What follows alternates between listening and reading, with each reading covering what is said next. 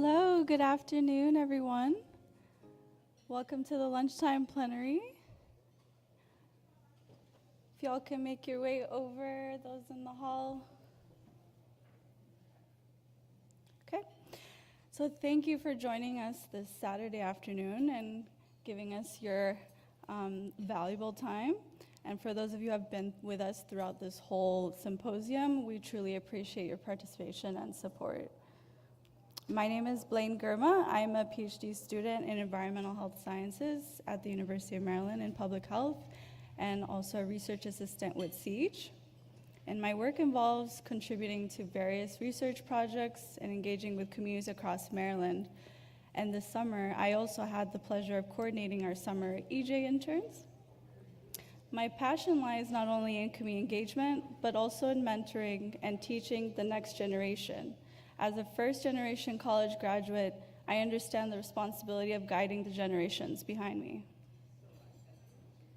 In today's session, we'll explore environmental justice and community science through the perspectives of Maryland's youth ambassadors. These panelists here are not just students and young people. They're dedicated contributors to the environmental justice movement and capable of inspiring all of us to be more innovative and think outside the box, driving the movement of the environmental justice movement into the future. So I'll start with introducing the programs and our speakers. Centro de Apoyo Familiar has empowered a group of youth who understand the urgency of environmental stewardship and justice. Through CAF's programs, these young leaders gain the skills and networks necessary to affect change in their communities. By collaborating with expert organizations, CAF creates community-focused curricula that enable youth to channel their creativity into projects like illustrating books, which we'll see later, making science more accessible and empowering for their communities. Sumara Poole, at the end here, is representing CAF. She's an 11th grade high school student at the School of ACTS and has over 4 years experience working on social and environmental justice issues in her community. Sumara became a promotora in 2020 at Centro de Apoyo Familiar to bring educational workshops to other youths at her church and school. In 2023, she joined the Youth Eco Promotor Summer Program, where she was a co-author of an illustrated children's book to inspire environmental awareness among Hispanic children and youth. In addition, Sumara has led impactful presentations to educate and engage communities on stormwater, environmental health, and climate change issues. As an active eco-youth promoter, Sumara has been actively engaged in community organizing and leadership development. She is an active volunteer in her community, participating in a number of community fairs where she is able to gain experience while serving her community. Now on to Ryan here in the middle. So the youth leadership is essential to environmental justice efforts in South Baltimore. And thus, the Summer Youth Environmental Justice Scholars Program was created to promote youth engagement in environmental justice and community-led research, supported by the South Baltimore Community Land Trust, Benjamin Franklin High School, and researchers from Towson University and Johns Hopkins University's CHARMED Center. Ryan Johnson is a senior at Benjamin Franklin High School in Curtis Bay. And this past summer, he had the opportunity to become a Summer Youth Environmental Justice Scholar. Through this program, he worked with his peers to address environmental issues in Curtis Bay, and he was also able to develop his growing career in photography into a business. Unfortunately, due to personal issues, Matthew Fleming wasn't able to be here, but I will speak on his behalf. He has shared me his responses, so I'll talk a little bit about him. So he represents the Geo Adventures program at Morgan State University, which is the NSF-funded youth program. Matthew Fleming is a devoted third-year student at Hampton University pursuing a Bachelor of Arts in Political Science with a minor in economics. Matthew, who is known for his academic excellence and leadership characteristics, has a GPA of more than 3.9 and has held numerous leadership positions on his campus, including serving as the class president, and is a member in the Dr. Greer Dawson Wilson Student Leadership Training Program for the past 2 years. Matthew's dedication to community service is demonstrated by his active participation in the campus community and local projects, passionate about financial literacy and health awareness. Matthew has just completed the Geoimmersive Leadership Summer Adventure at Morgan State, which has expanded his knowledge of environmental justice and public health inequities. And his commitment to addressing health inequities in underprivileged communities with a special emphasis on diabetes knowledge and management demonstrates his desire to make a transformative impact on public policy and activism. And lastly, we have Damilola here. She's representing our SIEGE program. SIEGE, as we all may know, is an academic center dedicated to advancing environmental justice and employs community-based participatory research, citizen science, and community-owned and managed research principles. So these methods focus on equitable planning, healthy zoning, and sustainable community development.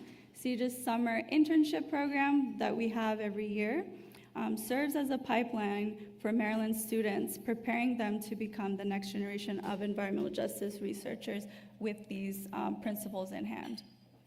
So Damilola Fuloronoso is a sophomore at the University of Maryland, pursuing a degree in public health science, and she has garnered diverse and valuable experiences in both research and clinical care, driven by a passion for advocacy and health equity, especially for underserved populations.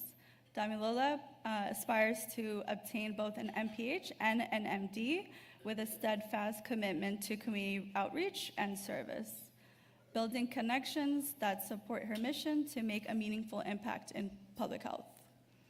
Okay, so now if you're all ready, we'll delve into the questions for these speakers.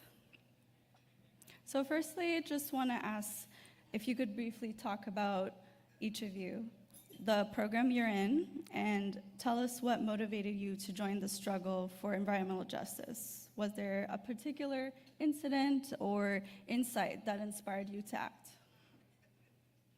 Anyone can go first. Okay. I can go first. So my name is Damilola, and I interned with SIEGE over the summer. And so for me, there was no particular incident or event that inspired me to get into the environmental justice movement. It was more so an accumulation of everything that I've experienced up until now. Honestly, in high school, I honestly wanted to stay away from environmental justice because I took a class and there were just so many issues and problems in that space, and I felt like, okay, there's nothing that we can really do to solve it because these type of things are systemic. But coming to college and like in meeting new people and seeing that there is a space for change. Even last year, I attended the symposium, and that helped me see that there are practical ways to deal with things like air quality and health disparities, and that's what inspired me to want to work for SIEGE over the summer. Hello, everyone. My name is Ryan Johnson. I'm a senior at Benjamin Franklin High School, and I would agree with what she had said that it wasn't really more of an event, it was more so an accumulation for me. So at our school, we had a class offered to us that was an anthropology course.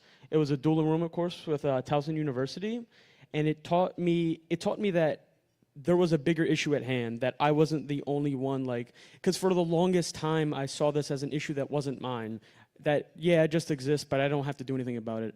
Granted, I was being naive, but I now understand and I sympathize for the people who have to go through this. And so now I take that class and everything that happened, and now I want to solve these issues. It's a really big part of it.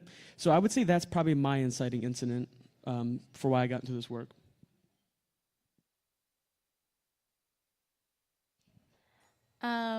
To answer your question, personally, for me, when I first started out in environmental justice back in, when I joined the Eco Promoters program in 2023, I wasn't that interested in environmental justice. I was like a normal person, you know, I did not like look into that stuff. I was totally indifferent to that topic. But later when I actually involved myself in, you know, what they were doing in CAF and the Eco Promoters program, I realized how much of an impact not having the knowledge of environmental justice is. Like, I realized that when you're indifferent or you don't have that knowledge on how much you're affecting the climate, your environment, you realize that you, as one person, are impacting the entire world.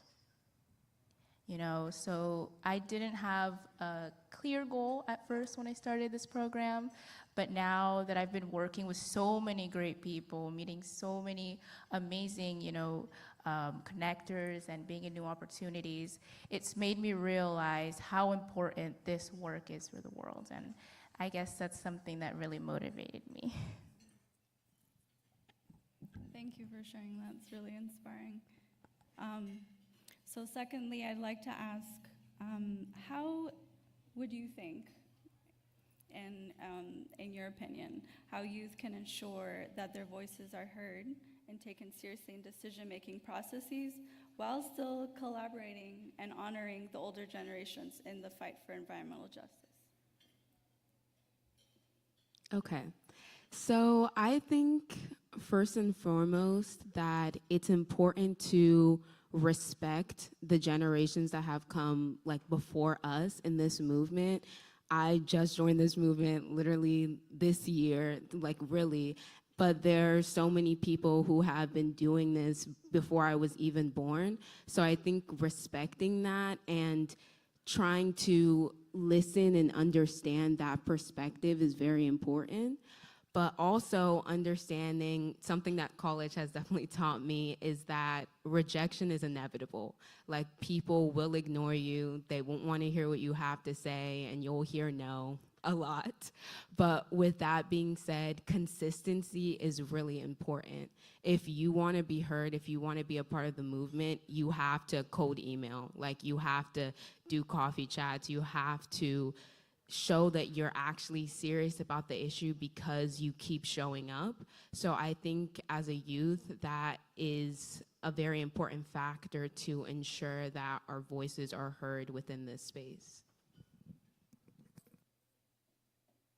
Yeah, I agree with that. That's a beautiful response. As for me, I would say in order to do that, you have to understand what these people have been through. So at least for me, the way I see it is that these people have been fighting this issue for years and years, and nothing has been changed. So I think it's to understand them in order to actually get something done. You have to understand what they've been through. You have to sympathize with them, because at the end of the day, they want the same thing as you, but they understand the realistic position that you're in, that they haven't seen anything happen, and so maybe, just maybe, nothing will happen. But I think if you can foster a good relationship with someone older than you and find a way to learn from them as opposed to, you know, contradict what they're saying, I think it works really well. I think it works in your favor, because everyone I've talking to in this field, they have experience and they have wisdom.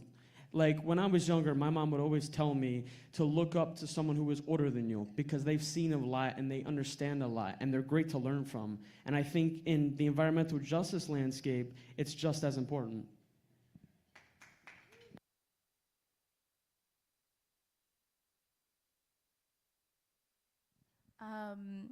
Adding on to what Ryan mentioned, we do have to familiarize ourselves with, you know, these people, these usually older people. But something that I've learned throughout my work in environmental justice, especially, you know, with my own family. I have a grandma who's always, supporting me, always there for me. And something that I've always realized is that she's not really completely familiarized with more of these modern, topics, let's say, modern systems.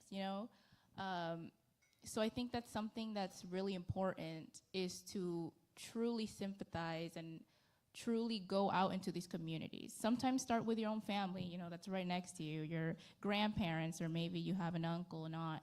Try it out with them. Share what you're doing, share your goals, share more about what you're working on in environmental justice. Something that's really helped, me especially, is that my whole family is really supportive in what I do. And so whenever I come to these events, do these projects, I think of them first. How will this, in the future, affect my family, the future generations that are to come? So I think that answers your question. Thank you. Thank you. Very eloquently responses. Yeah, very, very good. Okay. So I'm going to go to some directed questions, and then after that, the audience is welcome to ask some questions as well. Ryan, so what are some strategies or actions you have taken to raise awareness about environmental issues and advocate for change? Have you seen any positive outcomes from your efforts? Any wins? So I would say the biggest thing I've done in terms of raising awareness was finding a way to integrate the arts into science. So as mentioned, I'm a photographer and I like to document everyone's lives. I like for people to know that in 20 years or so that this happened and that's why we're here now. So I think with environmental justice, I think documenting and putting it in place for the future generations to look at and be inspired by is really, really important. But another thing I have going on is a current event that I'm planning at our school, talking in talks with the principal and everything about presenting what me and my colleagues did over the summer, because that information isn't directly given to them. The school curriculum isn't built to teach them that unless you have a special course like the anthropology course that I had mentioned previously. So I think events like that and everything, I think it really raises a lot of awareness for the youth especially. But yeah. Okay. Do any of you all have any thoughts about that? Or I'll ask you guys your plan question. All right. So next question I have for you, Ryan, is what challenges or obstacles have you faced as an advocate for environmental justice? How have you overcome them? So I think the biggest issue with environmental justice is getting through to the youth. That's something even I struggle with. My fellow, students sometimes don't participate, and that's okay. But I think just to put that knowledge out there is important. But it's really, really hard to get support from youth, and it's something I'm still trying to figure out. It's one of my long-term goals when it comes to this work is how can I get the youth, more youth like myself to participate?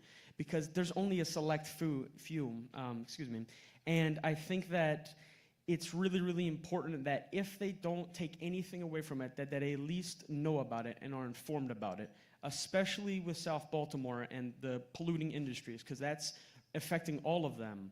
And every day I'm seeing kids outside playing at parks and a coal terminal that's literally right by a park, polluting a bunch of children and a bunch of families. It's really, really sad to see, and I'd say that's a really big challenge, is raising awareness with youth. Okay.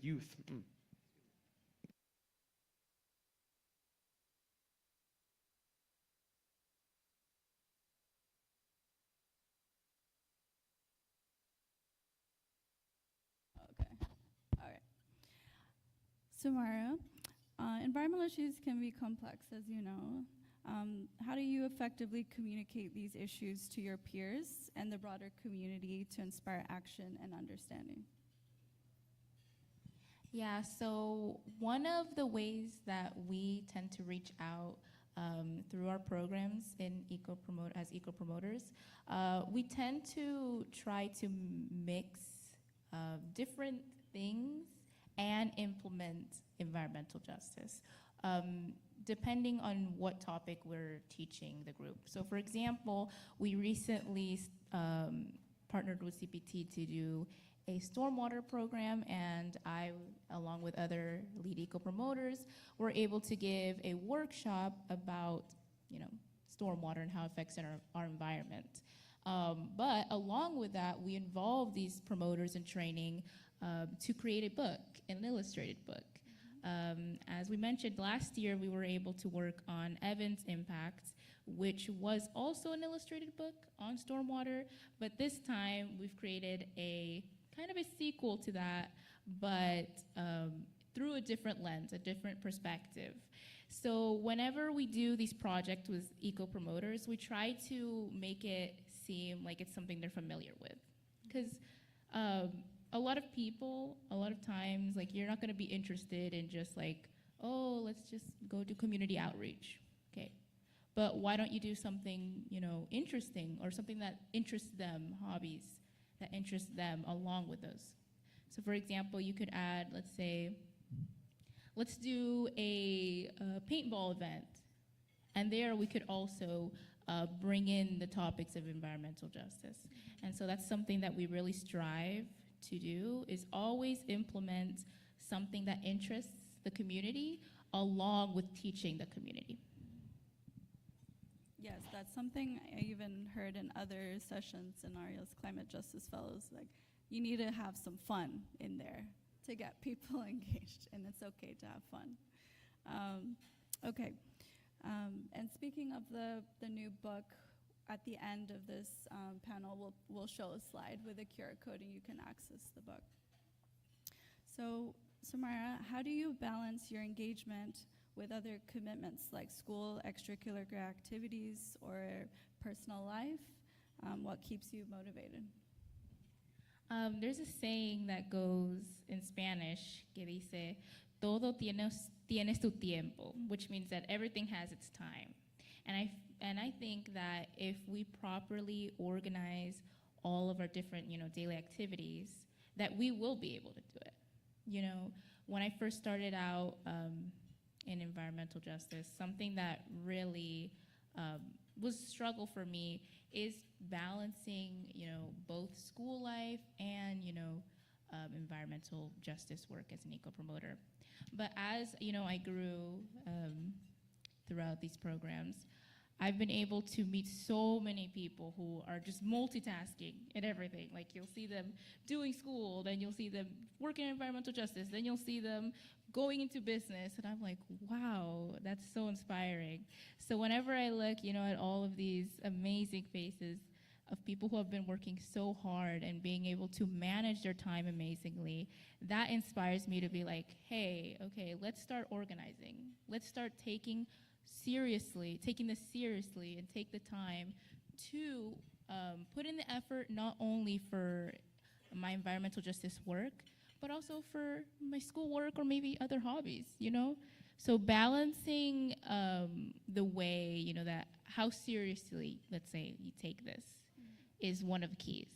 So one of the keys to balancing time in this work. Just amazing, like, how you've got that down pat, and it took me a few more years to get that. Okay, so Damilola, how do you define community engagement, and why do you think it's an important experience for students to have in order to advance the environmental justice movement and health equity? So I would define community engagement as being among the people you want to help, and not just asking questions to have an answer, but asking questions to understand their context. And I think this is really important because for me, I think that's the key to empathy. And empathy is really, really, really important in the environmental justice movement and just generally in life. Over the summer, I was able to interact with a couple communities, and one of them, I went to Ivy City, and they were speaking with the EPA about a chemical plant in their community, in their neighborhood, and hearing their testimonies and hearing about how it has actually affected their daily lives. Like, it really broke my heart for them, and it helped me understand more of what the movement is and what we're actually trying to do. We're trying to reach out to real life people people who are suffering, and we're trying to help them in any type of way that we can. And as someone who's wanting to pursue medicine, I think this is a very important lesson to learn because it's something very applicable to medicine. I'll be talking to people, helping patients, and to deliver the best care that I can, I should have that empathy to put myself in their shoes and understand their context, like how did they get this illness, why, how can I help them beyond just the patient room.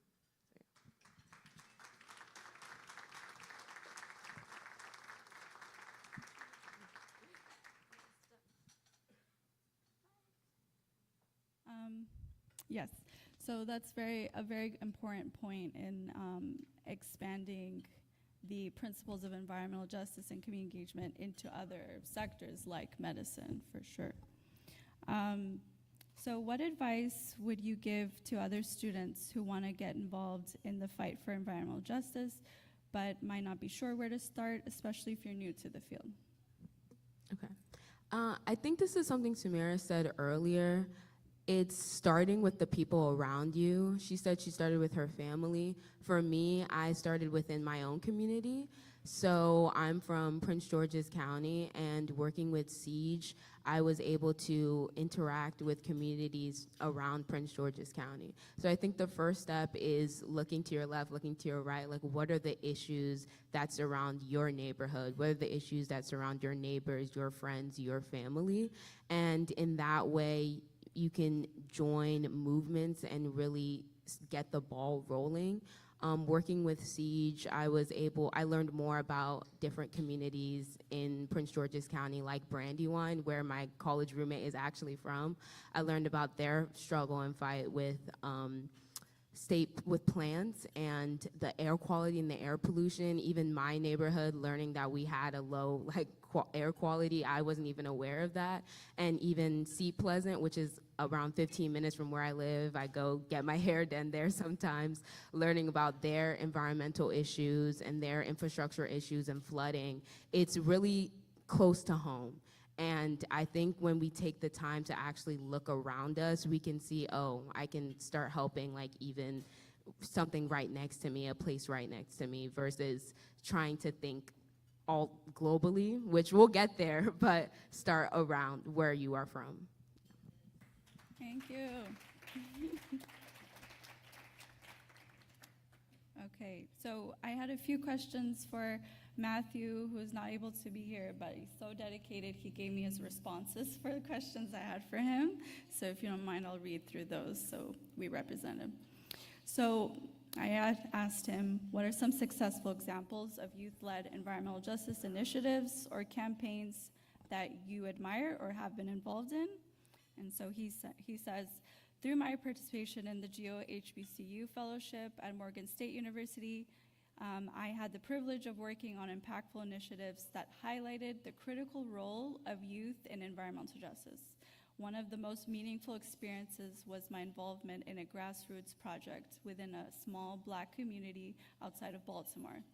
This community, once a thriving area in the mid-20th century, faced a severe decline over time. As part of our work, we observed the planning stages of community-wide water testing to take place in part of Towson, Maryland, in intention to explore potential correlations between environmental factors and the community's decline. Being able to witness firsthand an initiative such as this not only would empower the community with valuable data, but also gave me firsthand experience in how environmental conditions can affect the health and sustainability of a population. Additionally, as part of this fellowship, we frequently explored the environment around us, doing camping, hiking, and visiting historic sites. And these outdoor experiences strengthened my connection to nature and deepened my understanding with how essential environmental preservation is for the community health and sustainability. And these hands-on projects and explorations gave me a greater appreciation for environmental justice and solidifying my commitment to advocating for systemic change and protect vulnerable communities. So thanks for that insight, Matthew. Okay. So I'm going to give some time now for audience to ask questions, if you have any. Okay, Anthony, good. Do we have a mic for audience? Okay.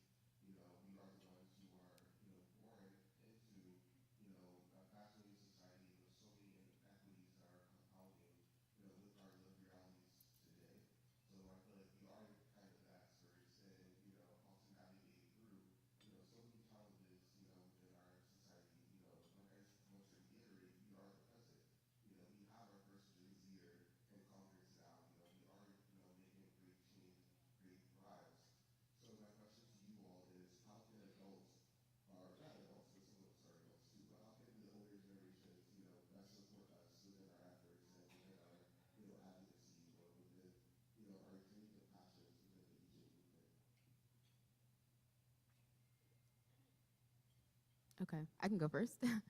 I would say, I think by giving us a space to be able to advocate, I think, for example, like the youth programs that we're all in is a great opportunity. Like me being able to work with Siege and learn about not only the science behind environmental justice, but also the important part for me was community and community involvement. And I was really given the space to explore that interest and the space to learn what environmental justice is all about. So I think just opening up organizations, grassroots organizations to the youth, because as you said, we are the present, and being able to be in those spaces would really help. Yeah, great question. For me, I would say a really, really important part to the older generations would be staying open-minded to what the youth is now like, because times have changed. People are different now. There are different groups to represent different kinds of people, and I think that's beautiful. I think that's a great part of environmental justice, is that everyone is different, and I think being able to be open-minded and accept that and support us is a really, really important part to getting what we want, to getting our goals done, and to be achieving great things. I think it's really, really important to stay open-minded, I would say. Yeah, I really agree with Ryan's statement here. Support is key. And something that we did a while back with more of the older generations is that we actually implemented one of our stormwater presentations into their home buying classes.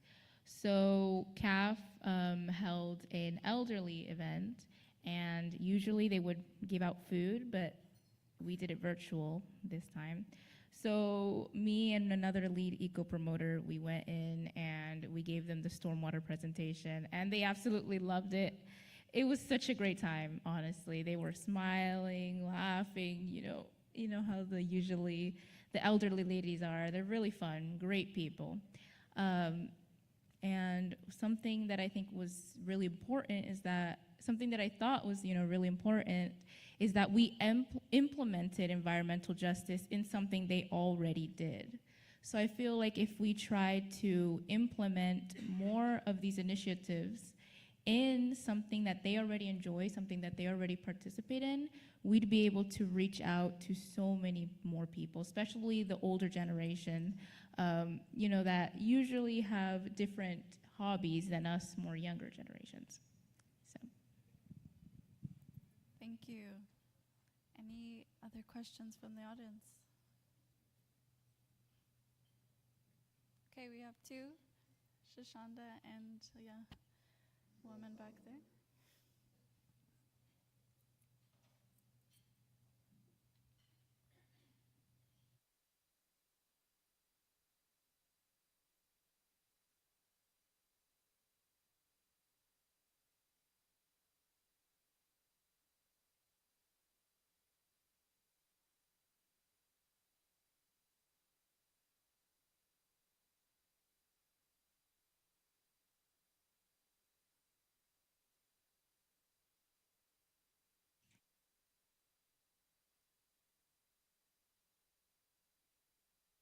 low-hanging fruit, like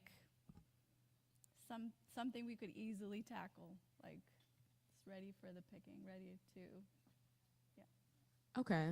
I would say, I think, at least for youth, something that's low-hanging fruit is social media. We're all on it. We all use it. So I think being an advocate on social media, reposting things, maybe even going on live, things of that nature, where you know you're going to reach your peers. You know you're going to reach people who are your age, and putting out that information. So even like, okay, they see that statistic, maybe it makes them interested, maybe they want to learn more about it. And then in that way, you can connect with them and give them more information on how to help with the movement, more information about maybe what's going on in their communities, things like that.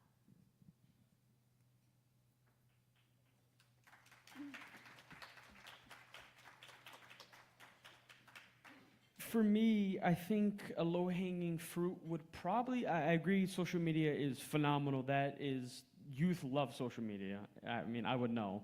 But I think another important part that at least students can attest to is that students have a voice. When you're young, you have a very loud voice. And I think what students can do, especially with social media, is foster and help other students find their voice, find their role. I think that's a really, really low-hanging fruit, is to just help your partner out. Look to who's the left and right of you and just help that neighbor out. Help them find their place, because everyone in environmental justice has a place. They have something they can attribute to. And I believe that if you're able to help your neighbor out, especially the youth, because if an older person tries to assist a youth in finding, themselves, it's a little bit different, because with youth, you can really resonate with them. You're living in the same shoes, basically. You might go through different experiences, but at the end of the day, you're still in school or you're studying this. And so you're really in close proximity to them, and you can really capitalize off of being with them, like being, a mentor to them. I think it's really, really important.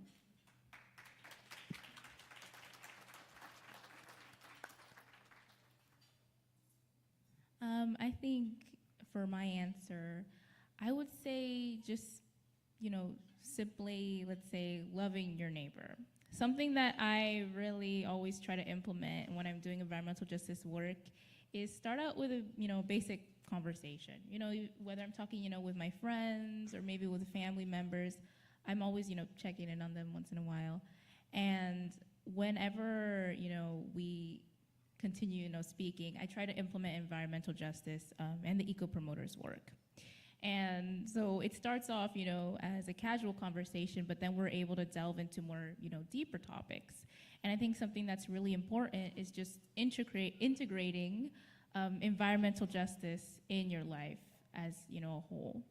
And something that I really noticed is with a lot of the staff, that I work with Centro de Apoyo Familiar, is that they're always, loving and supportive all the time.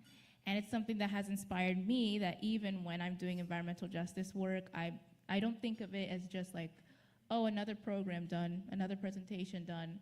I think of it like, wow, I'm helping these individuals. I'm showing them, love and kindness through this program by giving them the knowledge of, something that they probably would have never learned about if they never heard, of what we're doing. So that's kind of my answer to that.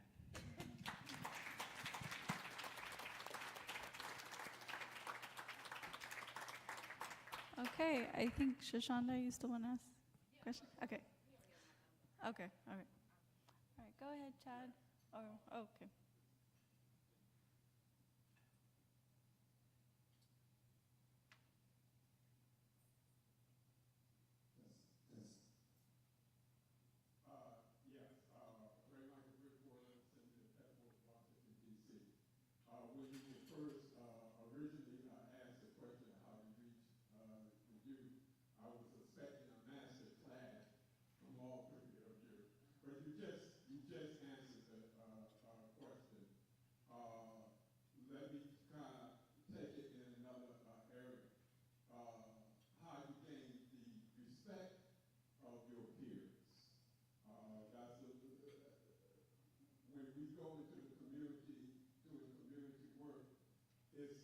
It's gaining the respect the audience where they're at, and that's very important. So if you could give us a little spin on how you gain that respect with other youth of your peers. And congratulations on the work that you do.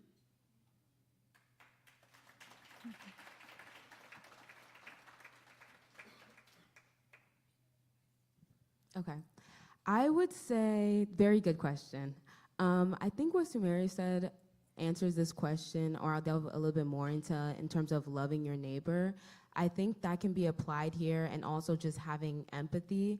I think with youth, it's like, at the end of the day, like, we're all the same. Like, I'm young, you're young, like, we get TikTok references, like, we talk about the things going on in our world. And I think connecting with other youth in that way, coming in a more like friendly, more casual, more, I'm not about to tell you the whole world is gonna explode, you know, just like having that casual conversation to create that initial connection, that like we can make a couple jokes, we can talk about things that are lighthearted, and then I think once you have that trust is where you can now delve into more serious matters about, okay, this is the information, this is what you can do, this is how we want to help you. So I think that first step is just like that friendly trust that's formed at first, and then just coming as, I'm young, you're young,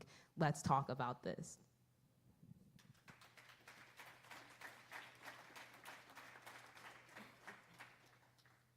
Yeah, I agree so much with that. I also believe that another really big thing when it comes to the youth is when you're talking to someone about the work that you're doing overall, I think it's important not to make false promises, not to say something that won't ever actually happen or try to exaggerate it more than it actually is. I've been on my school's student government association for over a year now, and I've seen false promises. I've seen how politicians talk, and I see how certain ways people speak want to persuade you. And when I tell anyone about my work, I let everyone be open to their opinion. I think it's important. I think it's important to hear the other side of the conversation, because if we kind of just narrow out that other side, then how are we really going to solve anything? How is anything going to be solved if we solve this issue on our side, but the other side is still not understanding it? So I think it's important to kind of foster that relationship, and I think it's important not to make false promises and try to achieve things that you basically be realistic, to be honest. Be realistic, be real.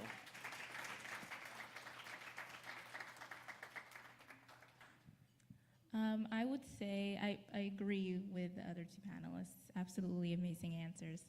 And I do agree that, also fostering a casual, friendly conversation, but also, not making, these false promises, over-exaggerating. But I would say for my answer, that treating others the way that you'd like to be treated. I love I always treat everybody else with respect. No matter where they're from or anything, because honestly, I would want them to treat me with respect. I want them to see me like, oh, this is somebody, I want to look up to, somebody that I want to work with, someone that I would like to foster a relationship with. And a lot of, the people that we work with the eco-promoters and in CAF, they're always treating everyone with respect and kindness. And that's something I always look up to, and I always strive to be like them. When you set an example that is, let's say higher than the standard, people are going to look up to you and be like, yeah, I think I want to work with this person. I want to know more about this person. I want to be able to foster a relationship with this person. And that's something that I always strive to do with our programs, especially. We always try to be casual, friendly and respectful, because that's the way that we want our environment to be like.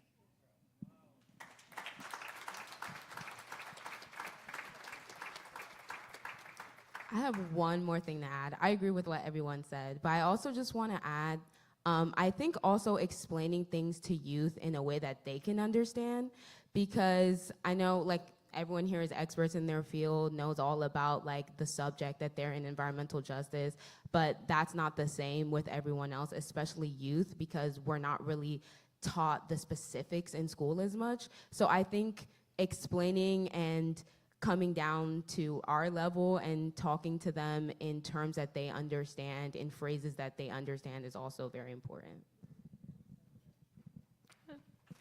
Thank you. Okay, go ahead.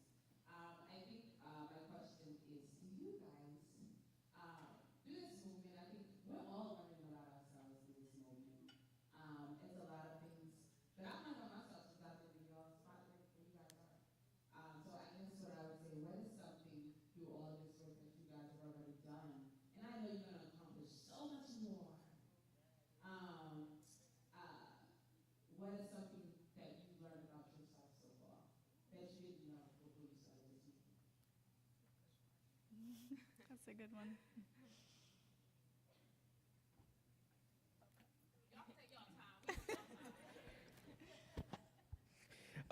I'll answer this first. I kind of learned that I don't have to be.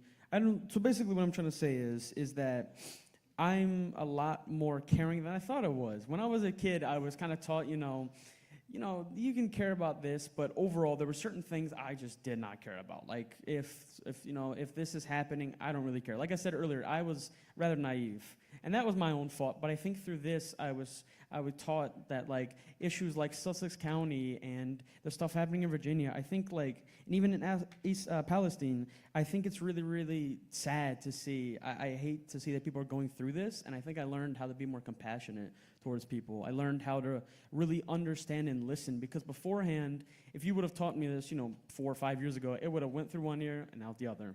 But now I think I'm fully engaged into it. I'm really paying attention to what you have to say because I value everyone, and I think that's probably the biggest thing I learned.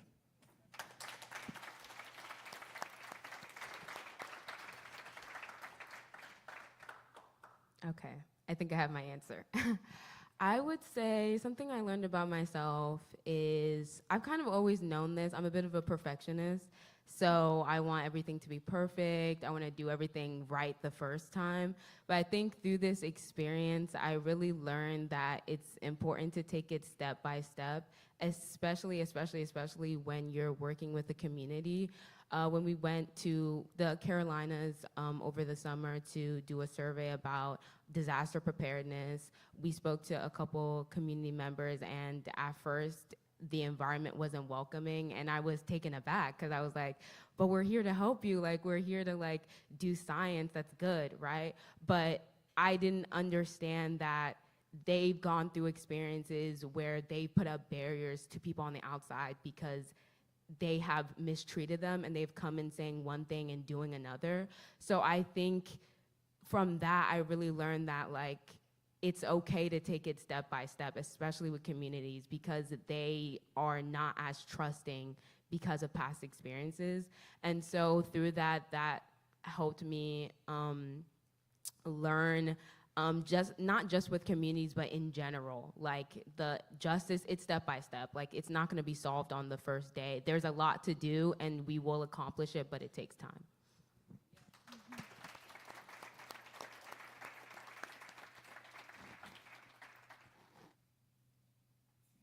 I would say that it's not only one trait for me, multiple things.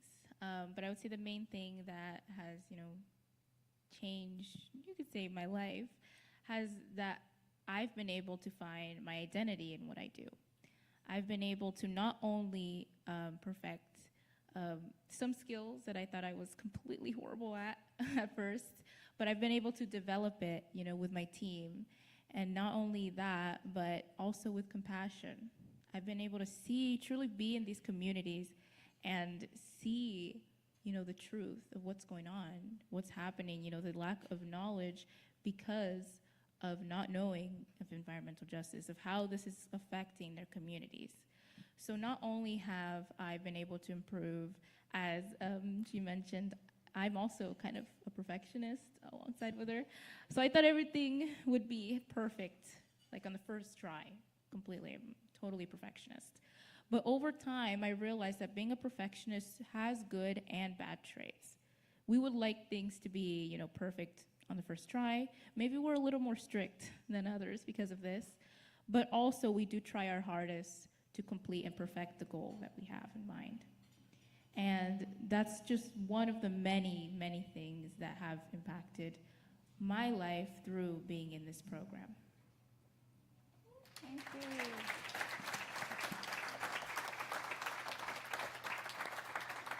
Okay. Greetings. I too want to congratulate you, first of all, for joining this fight. And just wanted to make a couple statements. One, as an elder in this space, fighting for environmental justice for over 25 years, it is truly important that we're able to pass the baton to the next generation. And I traveled, this is my first mentee of 20 years ago. It's my second, fourth or fifth mentee right out of college. I graduated right out of college. Because you guys are needed in our community. We value you, right? We respect and we need you in this space. And as the keynote speaker said earlier, who is your mentor? Grab on to them. Work with them, because it's about that intergenerational relationship. As the elders, we have that institutional knowledge and that lived experiences. But your experiences are different than our experiences. But collectively, there includes that power, right? And you have to connect. Asada is on the NEAC, right? You need to link up.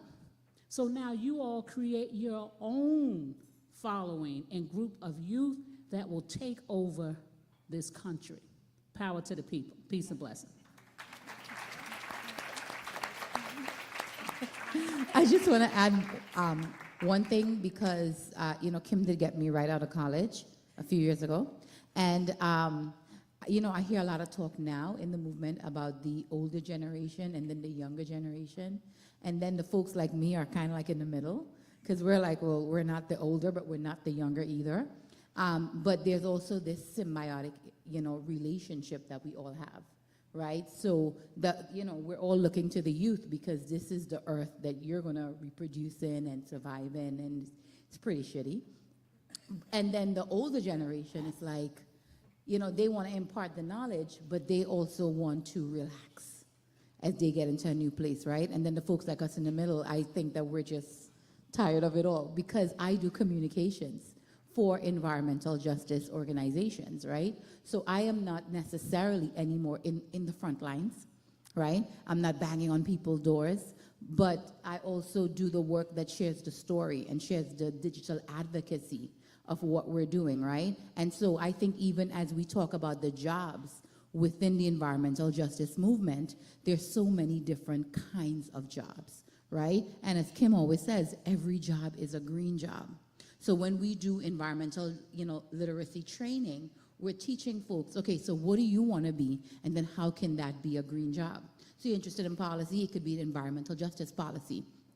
I'm a journalist by profession, but I also do environmental justice advocacy work, digital advocacy, right? Someone may want to be a doctor, and they can understand more what the environment does to people. So I feel like everyone can have a green job, and it's really about bridging that intergenerational gap because I'm tired of hearing the youth and the elders because there's a whole bunch of generations in between.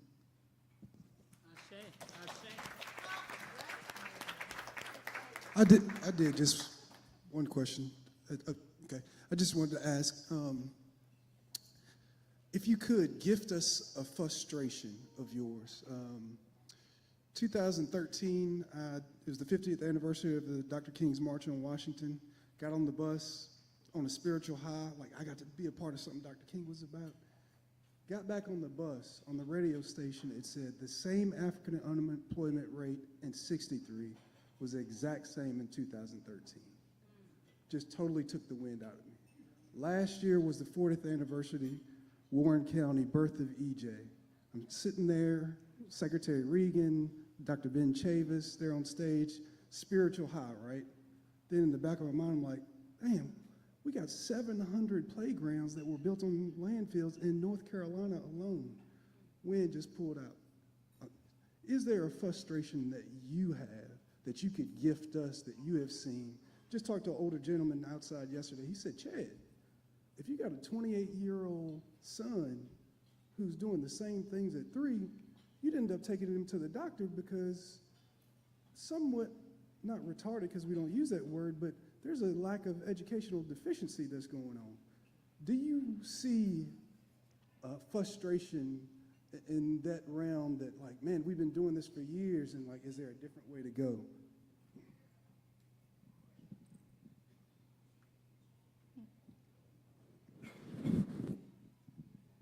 I guess I'll answer your question first. I've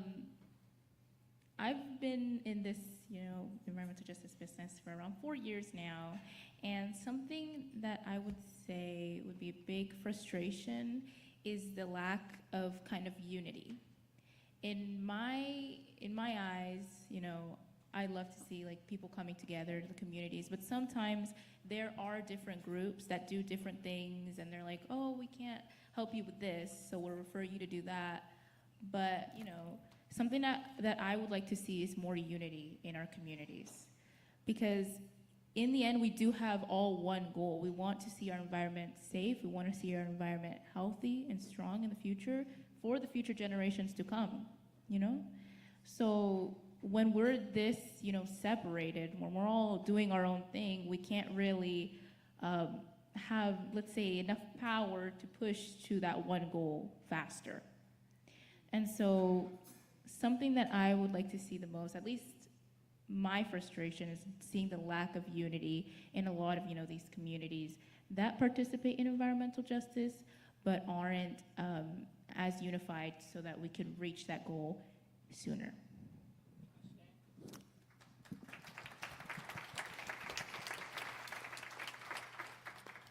Yeah, I definitely agree with that. And on that point of unity, I think what frustrates me is when I hear other youth kind of deflect the responsibility of environmental issues. It's more like, oh, it's not me, it's all these big corporations. Oh, it's not me, someone else can handle it. Oh, I'm just gonna keep living the way that I'm living.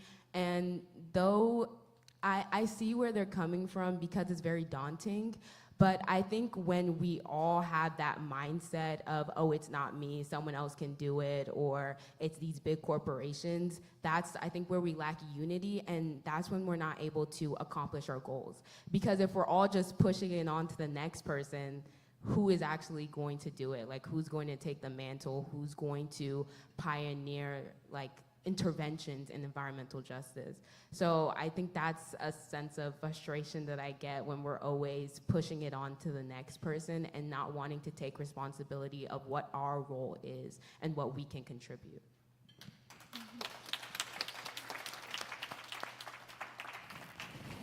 So one of the biggest things that frustrates me about this line of work is certain groups and collaborators, they will come to you and they'll be like, we are an EJ program, and yet they don't actually do EJ.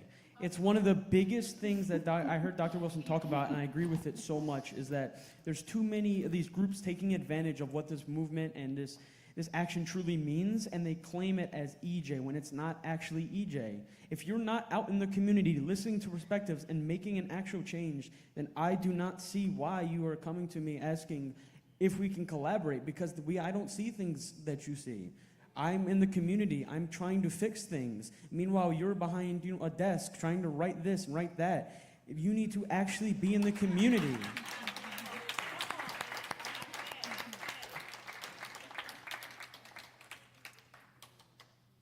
Well, I have the microphone, so I'll give it back Chachanda, I guess, is the one that raised hand. But anyways, I just wanted to applaud you guys and congratulate you for the great work. I am extremely proud of all of you.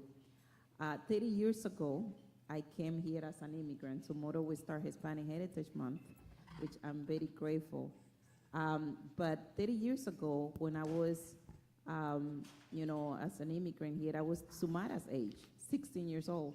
Sumara is my daughter. I'm extremely proud to see her there.